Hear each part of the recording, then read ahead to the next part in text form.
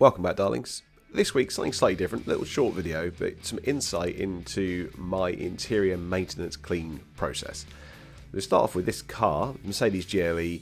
I typically do it about once a month. It's been about 6 weeks before I did it this time, but it's always this bad. So I'm going to show you through the video, show you what I'm dealing with first, and then kind of talk about the process and the products that I use for a maintenance clean.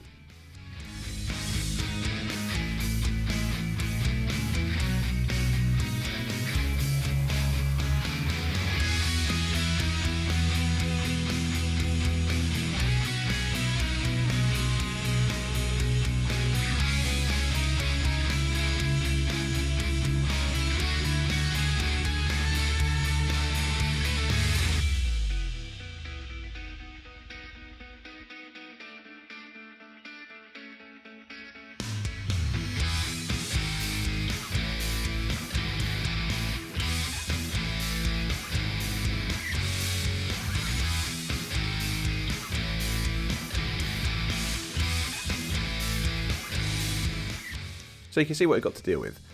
The first job I do is dusting. So I move the seats back and I'll dust down with a microfiber duster, go around all the door cards and the dash and everything around there. Everything I can dust, I will do it with that brush first. It lifts off a lot of stuff. Then I'll go around with a detail brush around like the vents areas with the hoover, around all the switch gear that I can to take off the dust that the duster wouldn't shift. And then I'll go around hoovering the seats. I work top down, right? So every time I'm doing something, it's going to potentially knock something down onto the floor. So I'll do the floor last. I'll also hoover the mats off before I take them out, just so as not to spill even more stuff inside on the carpet. In this car, we've got rubber mats, and Mercedes carpet's pretty good quality, so it hoovers up nicely. Why do I need to put additional dirt on that for me to have to deal with?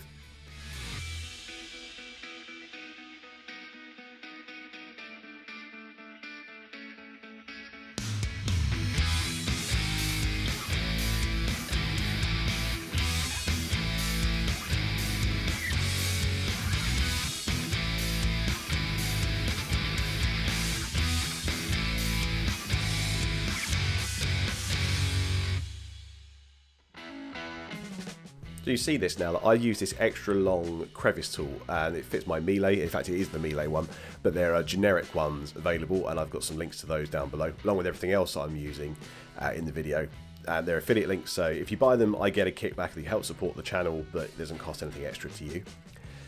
These extra long crevice tools give you really good reach under seats and down the gaps down the side, especially at the front seats. It's difficult sometimes to get in and around the seat, bolsters especially, so down the sides, very useful there.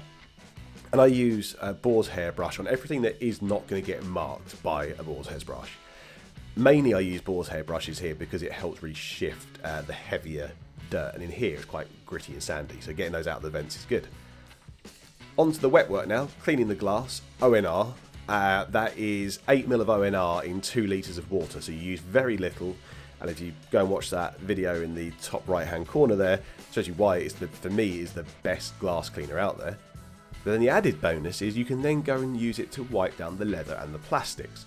You use different cloths for this obviously, but you use a microfiber scrubber pad to do the work. The ONR is the mild detergent and dirt encapsulation, and then you wipe it off dry and it's done. Really simple for a good maintenance clean. Then we're into the back with the dog hair. I'm using a dog hair removal brush in a minute. You can also use one of those cone drill brushes, and I'll do a future video with that compared to the pet hair removal tool so you can see the difference. And it's more down to speed rather than the quality of the finish there. Anyway, as I flip round here to do the 6th and 7th seats, the third row, never forget that, especially if you've got dogs in the back, because it always falls through no matter what's in the boot in terms of covers. I hope you've enjoyed this. I know it's a short, sharp video, but hopefully useful. Anyway, I'll see you in the next one. Thanks for watching.